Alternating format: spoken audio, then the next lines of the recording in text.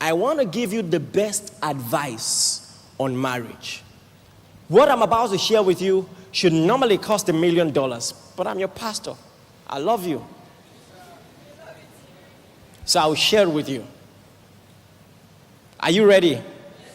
First and foremost, it's not marry your friend, even though that's a good concept, an okay concept.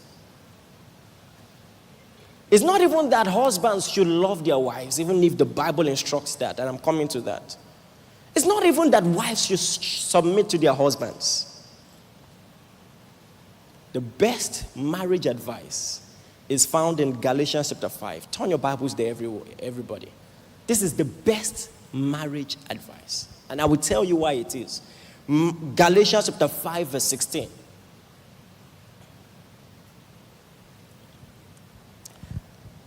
Everybody read together Galatians 5:16. Loud as you can. 1, 2, go.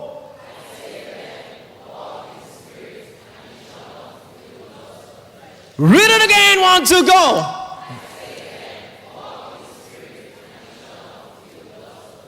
I say then, walk in the Spirit, and you shall not fulfill the lust of the flesh. Pastor, what does this have to do with marriage? Everything. Let me tell you this.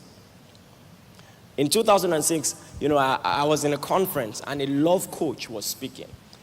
And this love coach, had made a reputation for giving people principles, practical principles for love, marriage, dating, do's and don'ts, and all of that. And now he was telling a story of how one of his disciples, his proteges,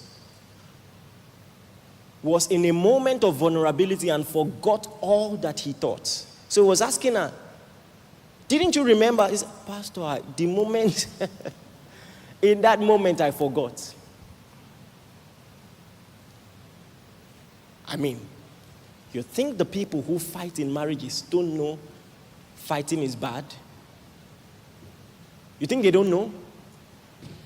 Some of you who had or maybe have relationships where you quarrel often, hasn't it happened that you say, okay, you know what? Let's not quarrel again.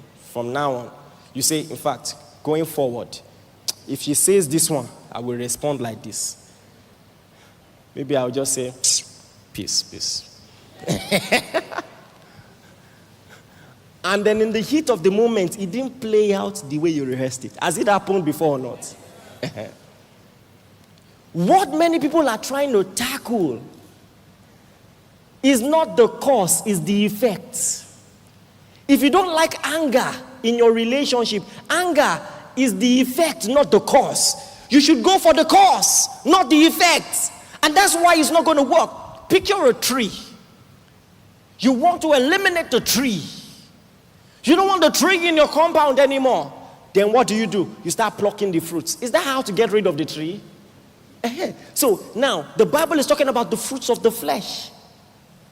If you're fighting the fruits, you're not going to get the job done. Are you listening to me? That's the effect, not the cause. There is a root cause. There is something supplying the anger. There is something supplying the malice. There is something supplying the fornication. There is something. It's called flesh. You know what Paul said? In Romans chapter 7, verse 19, he says, I want to do what is good, but I don't. I don't want to do what is wrong, but I do it anyway. I have discovered, verse 21, this principle that when I want to do what is right, I inevitably do what is wrong. Listen, this is the root cause of quarrels in marriage. And so you can read many intellectual principles on how to do better in these aspects, and it doesn't work. That's why it seems like many marriage seminars, respectfully, are a waste of time. They are good advice, but putting it to work is just hard. Yes or yes?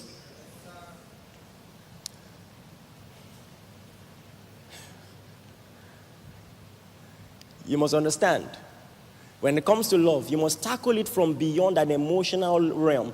You must tackle it with your spirit. When we think of love, we think we love strictly from our emotions and with our body in marriage. But now he says the fruit of the Spirit is love. So your spirit is capable of loving. And that's where love must come from.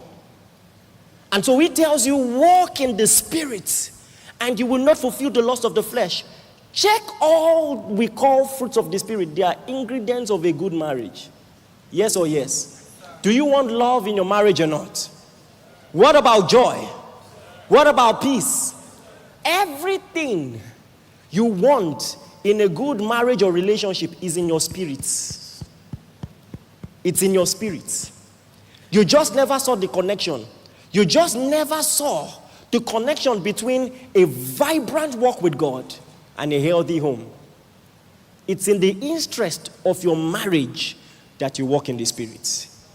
It's in the interest of your relationship that you walk in the Spirit. If you walk in the Spirit, you will not fulfill the lust of the flesh. What are the lusts of the flesh? What are the first two things he mentioned? Adultery, fornication. Does walking in the Spirit, in the flesh, affect your relationship or not? Come on, answer me. Are you learning anything?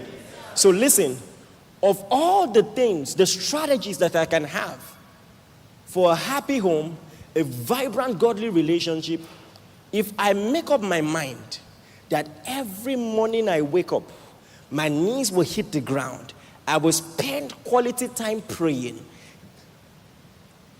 fanning the embers of my spirit. All those anger and those things I've been trying to fight mechanically will die. I'm telling you the truth. Do you understand this? Now that's good marriage advice.